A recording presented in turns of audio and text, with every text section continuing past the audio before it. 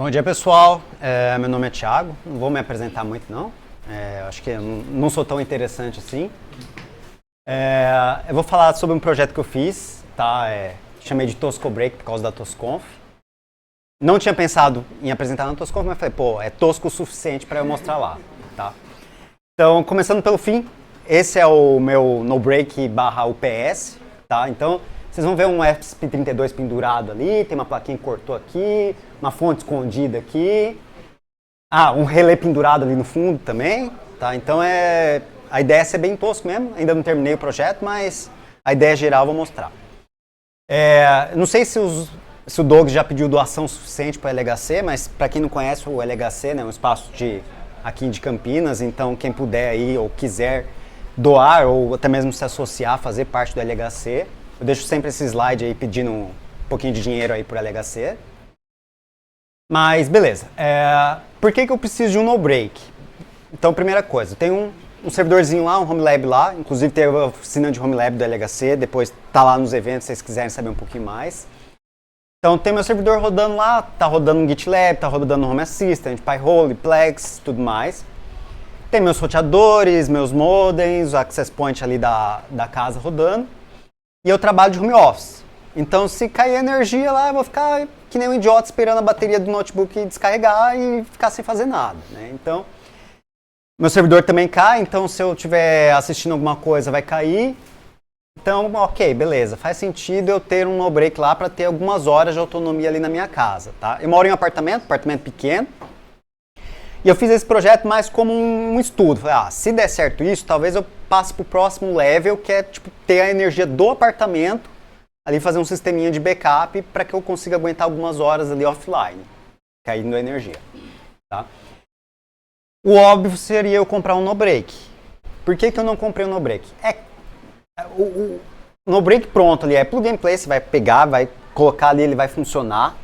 Você garante que o treco vai funcionar para não desligar seu computador. Ele é certificado, ele é testado, ele vai ter garantia, tudo mais. Mas é caro e é ruim. Então se você quer ter um no-break bom, vai sair caro pra caralho. Você não vai conseguir ter algo que vai segurar a energia por mais de 10, 15 minutos. Você vai precisar comprar a bateria extra. É um sistema que você não consegue ali ter um grande monitoramento, é um sistema fechado, né? Então, tem os fabricantes que tem porta, tem para você conectar em algum lugar para monitorar o que está acontecendo, você consegue ter ali um sisteminha de gerenciamento, mas é um sistema fechado, você não faz muito mais do que o fabricante te oferecer ali. O fabricante fechou, o fabricante falou que aquilo lá é velho o suficiente, tá na merda, esquece. Você vai ter que comprar outro no-break mais novo, começar o problema tudo de novo. Quando você pega um no-break de fábrica ali, provavelmente ele vai ter uma bateria genérica de chumbo ácido. Você não sabe ali qual que é a fabricante da bateria, você não sabe se ela é boa, se ela é ruim, depende da marca do no-break, depende da linha daquele no-break. E geralmente é uma bateria, pequenininha ali, de 7 Ah, 5 Ah. Você consegue colocar uma bateria externa, beleza. Mas aí, de novo, é mais custo e você vai ter ainda esse sistema lá fechado, né? Esse sistema que você não conhece muito bem o que está acontecendo ali dentro. Então, por que eu tentei fazer uma coisa que eu conseguisse ter um maior controle, né? Então, tem algumas questões ali um pouco mais teóricas, técnicas e outras mais de idiotice mesmo. Então, eu quero entender o que está ali, quero entender o que está acontecendo. Beleza, eu sou formado em engenharia elétrica, se eu pegar um esquemático do no-break, talvez eu entenda o que estivesse acontecendo, se ele quebrar ali eu precisar dar alguma manutenção, talvez eu me arriscasse a fazer isso, mas puta trabalho, né? Então, tipo, quando você compra alguma coisa, é mais difícil você dar manutenção. E, por natural, se aquilo lá quebrar, você vai jogar fora e vai comprar outro, né? Então, eu queria ter uma manutenção mais fácil. Se eu souber todos os componentes ali que eu preciso, se algum quebrar, eu taco fora, compro outro, beleza, meu sisteminha no geral está funcionando, né? Eu queria adaptar para a minha necessidade, como eu disse, eu queria ter algumas horas de autonomia, não alguns minutos de autonomia.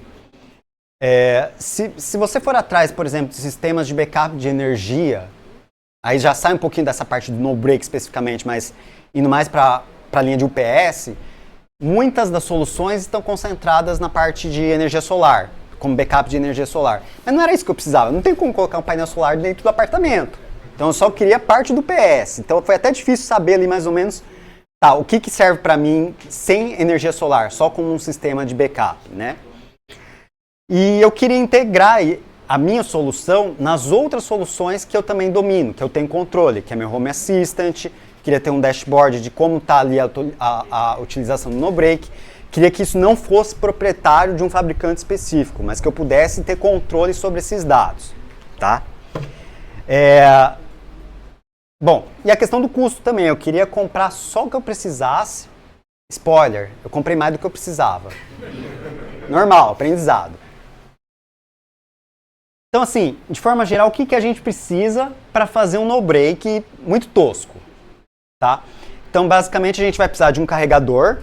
Eu coloquei MPPT, isso aqui está relacionado à energia solar, que é porque como ele é chamado, mas não necessariamente ele é para a energia solar. Já explico melhor. Somente para, exatamente. Que vai carregar, e uma fonte, obviamente, né? Que vai carregar uma bateria. No meu caso, peguei uma bateria de 40 ampere-hora para testar. Não vou meter o louco e já comprar uma de 70 ampere-hora para... Não, vamos ver se isso vai funcionar primeiro, né? Comprei um inversor. Spoiler aqui, ó, o Márcio trabalha comigo. Eu fui para Xangai numa viagem de trabalho, comprei um inversor lá na China e coloquei na mala, velho. Falei, nossa, vai dar merda isso. Não, mas deu certo, deu certo. Você é meu herói, Thiago. Não, virou piada na empresa. O cara tá levando um inversor na mala, tá ligado? Beleza. Fez tudo que eu pretendo fazer. E o que eu pensei? Vamos lá. Eu vou falar um pouquinho mais sobre isso depois, mas basicamente a gente tem UPS que são chamadas online, que basicamente é uma fonte carregando continuamente a bateria e essa mesma fonte fornece energia para o inversor. Então você não tem um chaveamento da rede para a sua carga. Então tipo, você não tem aquela questão de vai chavear rápido o suficiente para desligar ou não minha carga. Isso é mais ou menos o que eles chamam de no-break online. É vendido como no-break online. Eu não queria fazer isso. Então eu preciso de um chaveamento para carga. Por que eu não queria fazer isso? Redundância. Eu estou fazendo meu inversor. Eu confio totalmente nele? Não. Então eu quero ter duas fontes. Eu quero ter a energia principal, do AC da rede, e, em caso de falha, chavear. Se ele operasse direto ligado, ou seja, sempre operando sem nenhum tipo de chaveamento, eu precisaria confiar que meu sistema também é muito bom. Então, eu fui na linha de fazer o offline, que ele chaveia quando ele detecta uma falha de energia. Como eu fiz isso? Mais simples possível, um relé.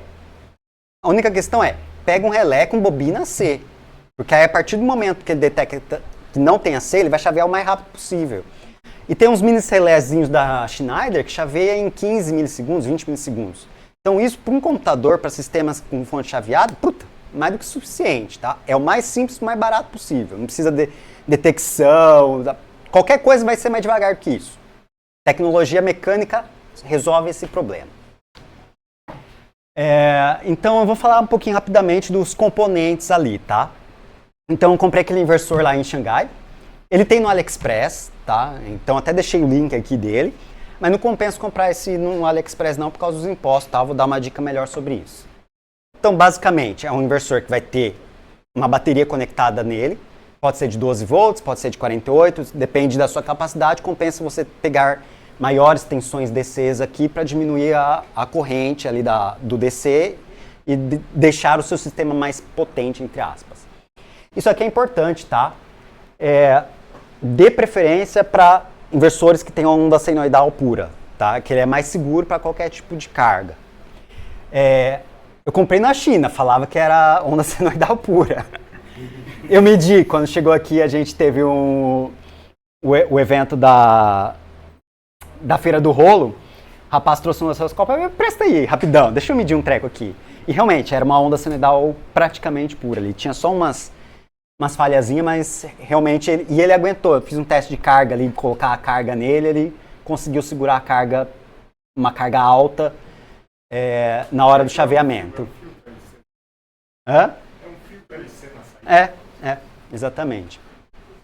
Eu coloquei R$680, eu paguei menos, porque eu paguei na China, foi por volta de uns R$500, mas é o que mais ou menos você vai gastar num inversor ali, que não é o melhor possível, mas já vai atender a maioria dos casos, tá?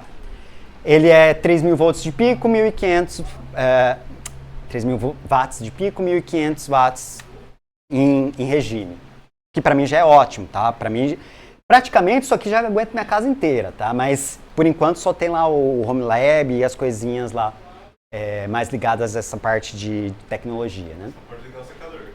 Pode, eu liguei, funciona de boa. É essa a ideia, se esse treco der certo, eu vou pegar e vou comprar um mais potente e vou fazer para casa, eu coloco como sistema de backup do apartamento, entendeu?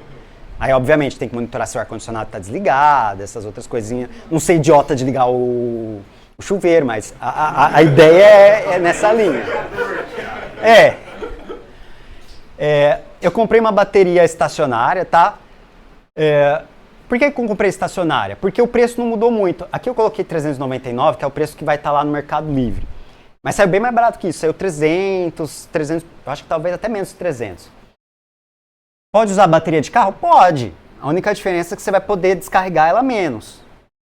Tá? Mas o que eu olhei essas baterias da Moura especificamente, dessa linha estacionária, se você comprar uma bateria nova, que não foi recondicionada e tal, a diferença de preço de uma automotiva para uma estacionária não muda muito. Então vale a pena continuar na estacionária, tá? Como assim descarrega menos? Porque a bateria automotiva, ela é feita para você ter maior fornecimento de corrente, ela aguenta uma porrada maior, só que ela não é feita para descargas profundas. Então isso vai danificar a bateria, você vai ter que comprar uma outra nova. Então, tipo, para aguentar mais horas, é melhor você ter uma bateria estacionária. Essa é a ideia. Como que eu carrego a bateria? Eu vou passar meio rápido por aqui, mas não é tão simples quanto colocar 12 volts e deixar lá uma tensão fixa de 12 volts. Bateria de chumbo ácido e a de lítio também, ela tem uma curva de carga. Então ela carrega uma parte ali por tensão constante, outra parte por corrente constantes. Depois, quando ela está carregada, ela dá um grauzinho ali para equalizar as cargas internas e depois fica numa tensão de flutuação constante ali, eternamente carregado. Como que você resolve isso? Compra um carregadorzinho. Eles chamam de carregador MPPT. Mas na prática, ele é um carregador que você vai colocar ali provavelmente entre 15 e 28 volts. É isso que ele aceita. E ele já vai fazer essa curva de carga para bateria de chumbo ácido. Isso aqui custou R$30 no AliExpress. Resolve a parada. Isso é o que eu falei, tá? Esse módulo é baseado num CI que se tu abrir algum no-break vai estar lá dentro esse cara, tá? E ele faz essa curva aqui de carga. Então ele primeiro carrega em corrente constante, aí depois ele chega num percentual ali da tensão, né? Que ela vai subindo. Ele vai carregar com uma tensão fixa e depois que ele terminar de carregar, que ele viu que a corrente diminuiu, ele vai para uma tensão de flutuação. O CIzinho já controla isso. Uma fonte idiota de LED, que é de fato que vai carregar a bateria. O relézinho que eu falei, né? Então, mais simples possível, ele chaveia 2 contatos, né? Então, quando o relé está energizado, ele vai pegar a energia da rede e jogar lá para a saída, que é onde eu vou deixar ligado os equipamentos. E quando o relé dele desenergizar, ele vai para o off para ligar na saída do no-break, tá? E eu coloquei um monitoramento ali do barramento DC para saber o que está acontecendo. O que é isso? É esse componentezinho aqui, TZEN 017, que ele basicamente é um medidor de tensão DC, tensão e corrente DC. E ele tem um protocolozinho lá dele, que ele implementa, que é 485, mas eu matei o circuito de 485 e liguei direto na UART de um ESP32. É isso. Tá. Então, usando o ESP32 com o Tasmota, eu não fiz uma linha de código, tá pronto isso aqui. Eu tenho monitoramento da UPS aqui, então eu tenho todos esses dados aqui, qual que é a corrente atual, qual que é a tensão atual. Então, essa é a tensão de flutuação que eu falei. Então, você vai ver que essa tensão ela não muda, a não ser que esteja carregando a bateria, certo? E ele reporta esses dados para o MQTT pelo Home Assistant. Lembrando, todo o sistema está conectado na bateria. Então, se a energia cai, eu ainda tenho isso aqui funcionando. Tá? E por que eu tenho isso funcionando? Bom, isso aqui que eu falei do sistema, né? Só. Então, basicamente, a rede normal alimenta os equipamentos pelo relé. Quando cai a energia, ele chaveia pro no-break para a bateria. E a fonte 24 e o carregador mantém sempre a bateria carregada, né? Então, é um no-break com redundância, ele não é a fonte primária, ele não é online, que é justamente para ter maior resiliência no caso de uma queda de energia. Tudo que eu já falei também, né? E mais importante isso aqui, ó. A tensão, corrente e potência eu monitoro em tempo real no Home Assistant. Por quê? Proteção da bateria. Se a tensão da bateria for menor que 11,6, eu vou desligar a carga principal, que é meu Home Lab. Tá? Então, basicamente, eu usei um negócio pronto para fazer o que o no-break comercial faz lá. Ele também faz a mesma coisa. A tensão da bateria caiu, para você preservar a saúde da bateria, você desliga a carga. Então, eu tenho exatamente a mesma funcionalidade feita em casa. É isso. E aconteceu uma falta, aquelas chuvas desgraçadas em Campinas que caiu um monte de árvore na cidade. Acho que você lembra desse dia que a gente ficou umas 3, 4 horas, ele mora no mesmo prédio que eu, umas 3, 4 horas sem energia lá. Puta, foi um saco. Mas funcionou. Então aqui eu não tenho tanta resolução dos dados, porque isso aqui já é um gráfico antigo, ele compactou os dados. Mas basicamente eu consigo ver que estava a tensão normal. Aqui foi quando teve a queda de energia, então a tensão obviamente vai diminuir e a corrente vai aumentar, porque a corrente está vindo da bateria, certo? Isso aqui tem 3 horas, ele ficou 3 horas sem energia. Quando a energia voltou, a corrente diminui e ele começa o ciclo de carga aqui, até chegar numa tensão máxima, que a corrente está baixinha aqui, que é aquela tensão de equalização, e finalmente quando ele desliga. Então a corrente voltou para o que era antes, que é só para manter ali o inversor ligado, e a tensão voltou ao que era antes. Então tem uma automaçãozinha que faz isso, ó, quando a energia lá do Tasmota for menor do que 11,6 volts, desliga o meu Home Lab para proteger a bateria. Isso não entrou em atuação nesse dia, não chegou nessa tensão, mas está a funcionalidade principal. E o mais importante é que o servidor sobreviveu, ele está com um uptime alto. Minha meta é deixar esse uptime alto. Eu não vou atualizar isso aí por um bom tempo, vai ficar deprecado mesmo, não estou nem aí. Eu quero um uptime alto ali. E qual que é o preço dessa brincadeira? Colocando só os materiais que eu usei de fato, não que eu gastei para chegar até essa conclusão, ficou por volta de 1.300, 1.200. Ficou um pouquinho menor do que isso, que teve umas malandragens aí no meio. E um UPS pronto ia custar mais de 3.000, com certeza, e não ia ter nem metade da autonomia do que isso tem. Tá? E eu só queria dar umas dicas aí que eu estava conversando com o pessoal, como que compra essas coisas e tal. Essas plaquinhas, essas coisinhas, AliExpress, carregador tal, eu deixei os links lá. E sempre esperar as promoções do AliExpress. Detalhe, o AliExpress, ele dá um bom desconto para a primeira compra. Só que eles não checam por CPF. Eles pedem o seu CPF por remessa conforme, mas eles não checam por CPF. Então, se você tiver vários e-mails, você pode ter várias primeiras compras. Beleza? Back-end aí tá funcionando legal. Eles banem conta assim, viu? Hã? Eles banem conta assim. Pois 3 pessoas que tomaram um ban no CPF. Ah, é? Mas cara, eu comprei umas 60 vezes, sem brincadeira. Foi mais difícil arranjar os e-mails do que... Mas o que eu tenho mais usado é o Mercado Livre. E, bom, o Mercado Livre já tem preços bons, você já consegue preços bons no Mercado Livre. E faz praticamente um ano que o Mercado Livre está todo dia soltando cupom. Então, basicamente, o que a galera faz? Você precisa comprar alguma coisa, vê quanto custa o Mercado Livre, coloca no carrinho.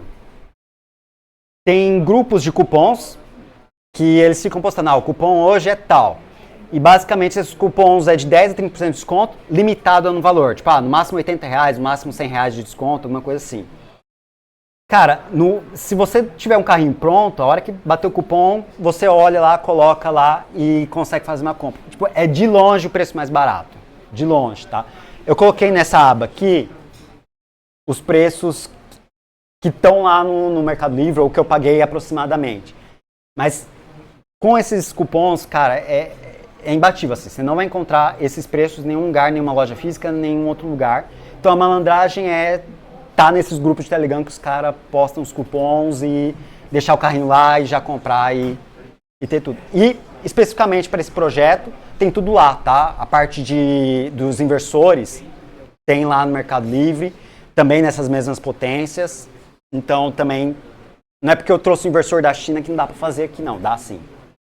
A única coisa é verificar a entrega da bateria, tá? Então, tem alguns anúncios lá que tem umas malandragens que eles falam, mas o frete é tal. Não. Frete pelo Mercado Livre, compra direto no Mercado Livre, deixa eles entregarem na sua casa. E só 2 referências aqui rapidão, só para terminar. Esse projeto foi em parte pensado por causa desse pobrete aqui que o professor Pardal fez. Basicamente ele pegou aquele bullet e falou, vou fazer um negócio tosco aqui. Esse é para energia solar, né? Então basicamente ele tem aqueles controladores de energia solar para carregar. Então não era muito o que eu estava fazendo. Mas, eu falei, vou fazer alguma coisa idiota o bastante também.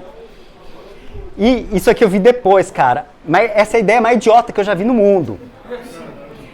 O Letra J pegou uma bateria de um carro elétrico, 300 volts, alta tensão, então ele não precisa de um step down, e colocou no módulo automotivo. Esse módulo aqui, se eu não me engano, tem 180k watts de potência. É um módulo de som. Só que o que acontece com o módulo de som se você coloca 60 Hz como a entrada de som? Se você controlar o volume, você vai ter 127 volts AC na saída. Então, basicamente... Não, esse vídeo é ótimo. Ele pegou um chuveiro, colocou 2 resistências em paralelo e foi com o chuveiro até dar 20 mil watts no chuveiro Lorenzetti. E de boa, o módulo não esquentou, a bateria não esquentou, funcionou perfeitamente. O problema é só a eficiência, né? A maior parte desses módulos é tipo 30% de eficiência, 40%. É chaveado, né? Então não é tão... É classe D, tudo classe D. Ele abriu esse módulo, é idiota. Tudo classe D. Exatamente. Então, obviamente, se funcionar um módulo de áudio em 60 Hz, ele não vai dar 180k. Sim. Mas, se você tiver 30 mil watts ali, se tiver uma casa que precisa disso, já é muito. Então é isso, desculpa aí, Eli, foi mal, passei um pouquinho do tempo, também tô com fome. Mas é isso, gente. Só deixei aí meu nome Thiago, esse é meu GitHub, não tem nada desse projeto no GitHub, a não ser os slides que tá lá.